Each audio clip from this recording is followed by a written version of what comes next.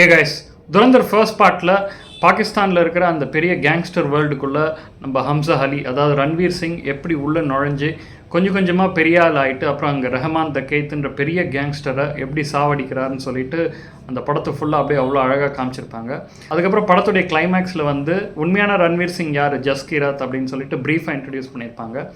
So அதுலேருந்து அப்படியே continue ஆகிற மாதிரி செகண்ட் பார்ட்டில் இந்த ஜஸ்கிராத் ஏன் வந்து ஒரு டெத் சென்டென்ஸ் கைதி ஆனார், ஸோ அவர் ஃபேமிலிக்கு நடந்த சோகம் என்ன, அதோடைய பேக்ட்ராப் என்ன, அதுக்கப்புறம் எப்படி அவர் கோர்ட் வந்து இந்த மாதிரி ஒரு பெரிய பனிஷ்மெண்ட் கொடுக்குறாங்க, அதுலேருந்து எப்படி அவர் மீண்டு ஒரு இந்தியன் ஸ்பையாக வந்து பாகிஸ்தானில் போயிட்டு இதெல்லாம் பண்ணுறாருன்றது தான் வந்து துரந்தர் 2. படத்துடைய ரன் டைம் பார்த்திங்கன்னா ஆல்மோஸ்ட் 4 hours. பட் இருந்தாலும் இந்த படத்துடைய ஸ்பெஷாலிட்டி என்னன்னு பார்த்தீங்கன்னா எந்த ஒரு இடத்துலையும் போர் அடிக்காமல், எந்த ஒரு இடத்துலையும் நம்மளை டிஸ்ட்ராக்ட் பண்ணாமல் அப்படியே அந்த ஸ்க்ரீன், அந்த கதை, அந்த த்ரில்லிங் மொமெண்ட்ஸ் அதில் அப்படியே க்ளூ பண்ணி வச்சுருக்கிறது தான் இந்த படத்தோடைய பெரிய ஹைலைட். ஸோ இந்த படத்தில் என்னென்னலாம் ஒர்க் ஆகிருக்கு அப்படின்னு பார்த்தீங்கன்னா, ஃபஸ்ட்டு வந்து நம்ம யூஸ்வலாக ஒரு படம் பார்ப்போம், ஒரு ரியல் இன்சிடெண்ட்டை பேஸ் பண்ணி ஒரு படமாக எடுத்திருப்பாங்க, அது ரொம்ப நல்லா எல்லாத்துக்கும் ரீச் ஆகும். ஸோ அந்த 4 hours பார்த்திங்கன்னா நிறைய real life stories, real life incidents, real life ஆளுங்க எல்லாத்துக்கும் ஒரு ரெஃபரன்ஸ் இருக்கும்.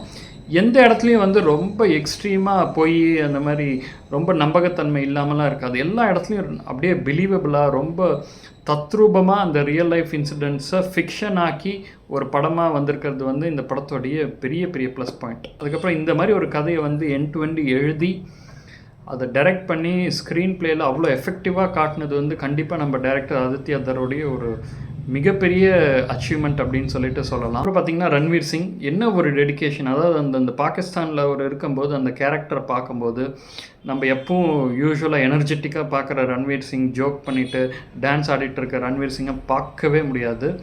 ஹம்சா அலி அப்படின்ற ஒருத்தர் பாகிஸ்தானில் இருந்து இவ்வளோ பெரிய கேங் லீடர் ஆகிட்டு அவ்வளோ ஒரு கொடூரமான ஆளாக இருந்தால் எப்படி இருப்பான், அந்த மாதிரின்ற கேரக்டரை அப்படியே தத்ரூபமாக ஸ்க்ரீனில் காமிச்சிருக்கிறது அவருடைய டெடிக்கேஷன். இந்த கேரக்டருக்கு இவர் தான் பெஸ்ட் அப்படின்னு சொல்லிட்டு நம்ம 2 பார்ட்டை பார்த்தா கண்டிப்பாக நம்மளே முடிவு பண்ணுவோம். அந்த அளவுக்கு ஒரு டெடிக்கேட்டட் பர்ஃபார்மன்ஸ், அதாவது அந்த ஆக்ஷன் சீக்வன்ஸ் ஆகட்டும் உயிரை கொடுத்து நடிச்சிருப்பார்.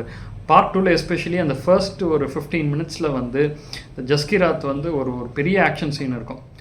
அந்த எதிரி வீட்டில் போயிட்டு ஒரு 12 பேரை சாவடிப்பார். அந்த ஆக்ஷன் சீக்வன்ஸ்லாம் பார்த்தீங்கன்னா உங்களுக்கே அப்படியே ஒரு மாதிரி பிளட்லாம் பாயில் ஆகிற மாதிரி இருக்கும். அவ்வளோ ஒரு ஆத்தென்டிக் பர்ஃபார்மன்ஸ் இதில் கொடுத்துருக்கு. அதே மாதிரி அவர் தங்கச்சியை பார்த்தோன்னா அந்த சென்டிமெண்ட், கிளைமேக்ஸ் சீனில் வந்து அவர் எல்லாம் முடிஞ்சுட்டு அவர் ஃபேமிலியை திரும்பி பார்க்க போவார். ஸோ அப்போ அந்த வீட்டுள்ள போகாமல் அந்த வெளியிலேருந்தே பார்த்து அவங்க ஃபேமிலியில் என்ன நடக்குதுன்னு சொல்லிட்டு ஒரு ஃபேஸில் எக்ஸ்ப்ரெஷன் கொடுப்பார்.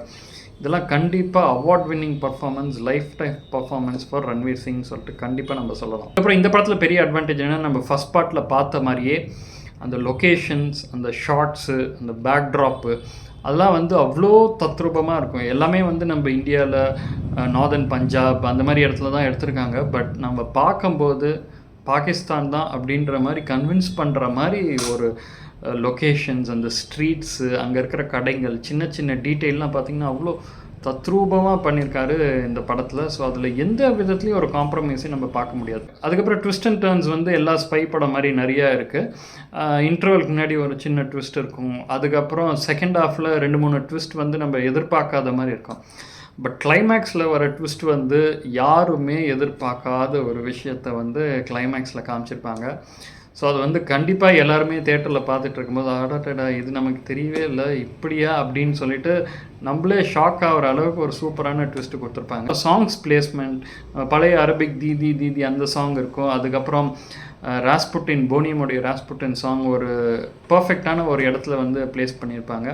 ஸோ அந்த பாட்டோட பார்த்தா அந்த படமும் அந்த சீனும் வந்து அவ்வளோ சூப்பராக ஸ்க்ரீனில் வந்திருக்கும். அதுக்கப்புறம் இந்த படத்தில் நடித்த சப்போர்ட்டிங் காஸ்ட் எல்லாருமே பர்ஃபெக்டாக பண்ணியிருக்காங்க. அது நவாப் ஷெரீப் ஒரு கேரக்டர் இருக்கும், அவருக்கும் நவாப் ஷெரீஃப்க்கும் உண்மையான நவாப் ஷெரீஃப்க்கும் நம்ம ஒரு டிஃப்ரென்ஸ் பார்த்தா கண்டே பிடிக்க முடியாது. அதே மாதிரி mannerism, dressing style, face cut அவ்வளோ ஆப்டாக பார்த்து போட்டிருக்காங்க. ஸோ அதே மாதிரி தாவூத் இப்ராஹிம், அதை பற்றி நம்ம ரொம்பவே டிஸ்கஸ் பண்ணாத ஒரு கேரக்டர், அப்படியே ஆஃப் லேட் நம்ம மறந்துட்டோம். பட் தாவூத் இப்ராஹிம் அவருடைய வீடு, அவருடைய சரௌண்டிங்ஸ், அவருக்கு என்ன நடந்தது, ஆக்சுவலாக அவர் ஹெல்த்தை ஏன் அப்படி பாழாச்சு, அவர் ஃபன் பண்ண விஷயங்கள், இந்தியாவுக்கு எதிராக அவர் என்னென்ன பண்ணார், ஸோ அதெல்லாம் வந்து அவ்வளோ க்ளோஸ் டு ரியாலிட்டியாக காமிச்சிருப்பாங்க. அர்ஜுன் ராம்பால், சஞ்சய் தத்லாம் வந்து கிளாஸாக பண்ணியிருப்பாங்க. அர்ஜுன் ராம்பால் கிளைமேக்ஸ் சீன்லாம் வந்து அவங்க அப்பாவோட இன்ட்ராக்ட் பண்ணுற சீன்ஸ்லாம் நம்மளே ஒரு ஸ்டேஜுக்கு மேலே என்னடா இப்படி போட்டு அர்ஜுன் ராம்பாலை கழுவி ஊற்றிட்டுருக்காரு அவங்க அப்பா அப்படின்னு சொல்லலாம். அதுக்கப்புறம் அந்த கிளைமேக்ஸ் லீட் ஆகுறது, அந்த ஃபைட் ஆகட்டும், ஸோ எல்லா காஸ்ட்டுமே வந்து அவ்வளோ சூப்பராக பண்ணி இந்த படத்துக்கு ஒரு பர்ஃபெக்ட் ட்ரிபியூட் மாதிரி கொடுத்துருக்காங்க. ஒரு விஷயம் எனக்கு என்ன ரொம்ப ஒரு மாதிரி முகம் சொல்லிக்கிற மாதிரி இருந்ததுன்னா, நிறைய வைலன்ஸ் சீன்ஸு, அதுவும் கொடூரமாக கொலை பண்ணுறதை வந்து அவ்வளோ அப்படியே காமிச்சிருப்பாங்க ராவாக. ஸோ அது எக்ஸ்ட்ரீமாக ஒவ்வொருத்தரும் கொலை பண்ணுறது வந்து அடுத்தடுத்த லெவலில் போயிட்டே இருக்கும். இது கொடூரம் 1னா அது கொடூரம் 2, கொடூரம் 3ன்ட்டு அந்த மாதிரி எக்ஸ்ட்ரீம் லெவல் அதிகமாகிட்டே இருக்கும். கிளைமேக்ஸில் அர்ஜுன் ராம்பால் கொலை பண்ணுறதுலாம் எக்ஸ்ட்ரீம் மோஸ்ட். ஸோ அவ்வளோ வைலன்ஸ் வந்து காட்டணுமா, இல்லை அது காட்டாமலே இந்த இம்பேக்டை கொண்டு வர முடியுமான்றது நான் படம் பார்க்கும்போது யோசிச்சுட்டே இருந்தேன். ஏன்னா இந்த வைலன்ஸ் பார்க்க ஒரு 4 hours மூவியில் உட்காந்து நீங்கள் இவ்வளோ எக்ஸ்ட்ரீம் வைலன்ஸ் பார்த்தீங்கன்னா அது அப்படியே அது நம்ம மைண்டுக்குள்ளே போயிட்டு அது எப்போ எங்கே திரும்பி வரும் அந்த அக்ரெஷன், அதெல்லாம் நம்ம சொல்ல முடியாத விஷயங்கள். ஸோ இந்த வைலன்ஸ் கொஞ்சம் கம்மி பண்ணி இன்னும் ஒரு 3.5 hours எக்ஸ்ட்ரீமாக காட்டாமல் போயிருந்தா இந்த படம் வந்து பர்ஃபெக்டாக எல்லாத்துக்கும் சூட் ஆகிற மாதிரி இருக்கும்னு சொல்லிட்டு நான் திங்க் பண்ணிகிட்டு இருந்தேன். ஸோ ஓவரால் பார்த்தீங்கன்னா ஒரு சினிமேட்டிக் ப்ரில்லியன்ஸ் தான் வந்து துரந்தர் 2. ரொம்ப வைலன்ஸ் பார்க்க முடியாதுன்னா கண்டிப்பாக இந்த படத்தை தேட்டரில் அவாய்ட் பண்ணுறது பெட்டர். பட் இந்த ஸ்பை த்ரில்லர்லாம் எனக்கு ரொம்ப பிடிக்கும். எனக்கு இதெல்லாம் ரொம்ப பிடிக்கும். ஆக்ஷன் சீக்வன்ஸ்லாம் பெரிய ஸ்க்ரீனில் பார்த்தா ரொம்ப எனக்கு த்ரில்லிங்காக இருக்கும் அப்படின்னு வச்சிங்கன்னா கண்டிப்பாக இந்த படத்தை தேட்டரில் மிஸ் பண்ணாமல் பார்க்க வேண்டிய ஒரு சினிமேட்டிக் மார்வல் தான் வந்து துரந்தர் 2. மீண்டும் இன்னொரு ரிவ்யூவில் பார்க்கலாம். அதுக்கு முன்னாடி signing off is Gopi. Bye.